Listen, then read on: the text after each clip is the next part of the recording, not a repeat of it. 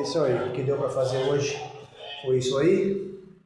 Aqui nós quase finalizamos também, falta só aqueles pedacinhos ali no cantinho, né? E o que deu mais trabalho pra gente foi aqui, nesses batentes aqui. Foi onde deu uma travada em nós aqui, mas graças a Deus a gente conseguimos quase finalizar aí o apartamento. Aqui também falta só aquelas peças lá do canto. E é isso aí, ó. O apartamento é pequenininho, não tem espaço para trabalhar direito. O acabamento, aí vai rejunte aqui também no cantinho, ali também no cantinho. Tive que fazer tudo por baixo, né? Aí, tudo por baixo do batente para não mostrar. Mas é isso aí. Aí vamos estar terminando também esse estiletinho aqui amanhã. Aí, ó. Isso aí, ó.